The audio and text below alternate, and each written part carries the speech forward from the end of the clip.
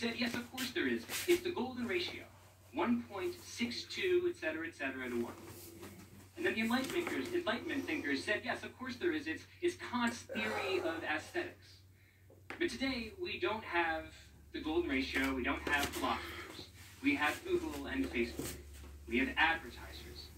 And in the advertiser formula, the first variable is always novelty. This is a scientific fact. They actually went through, several decades ago, all of the words they could possibly find in all the advertisements that were out there. And the most common word in all of those ads wasn't buy, wasn't now, wasn't risk-free warranty. It was new. We are living in a cult of novelty. Companies want us to like new things, to buy new things, to crave new things. But the truth is that we don't like novelty. In fact, we hate it. According to the mere exposure effect, one of the oldest and most robust theories in the history of psychology, the mere exposure of any stimulus to you over time will bias you toward that stimulus. In English, familiarity good. And indeed, when you think about it, we seek out new songs. But the songs that we most reliably enjoy are those with familiar chord structures and timbres. We seek out new movies. But every year this century, a majority of the top 10 films in America have been sequels, adaptations, or reboots. Familiar, familiar, familiar.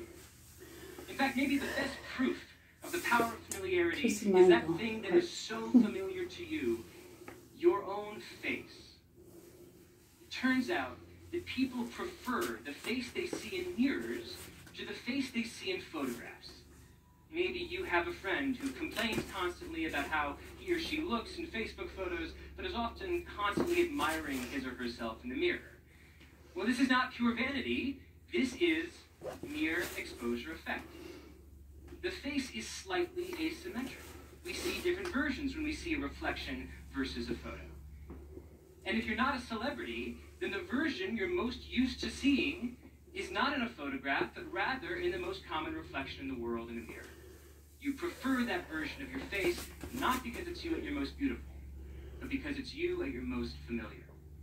In fact, the power of familiarity seems so deep that people think it must be written into our genetics.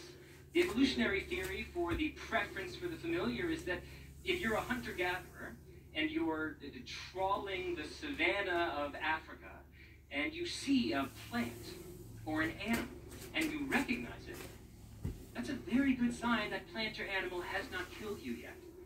So, of course, you should prefer it. But this creates an enormous problem for creators, for creative types. Because I just told you that people only like new things if they're just like old things. So the question before us today is, how do you balance familiarity and surprise in such a way as to design hits, to design things that people love?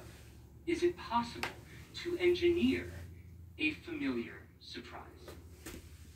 And to begin to answer that question, I want to tell you a short story about a man who was a hero of mine, a hero of my book, but also a man that I would imagine 90 to 95% of this room does not know. His name is Raymond Loewy, and he designed the 20th century. Raymond Loewy was a French orphan who came over to the United States after World War I.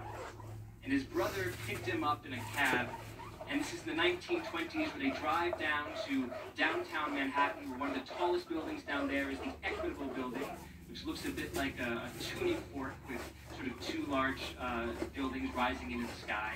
And Raymond Loewy takes an elevator to the top of this building, and he looks out over Manhattan from this vista.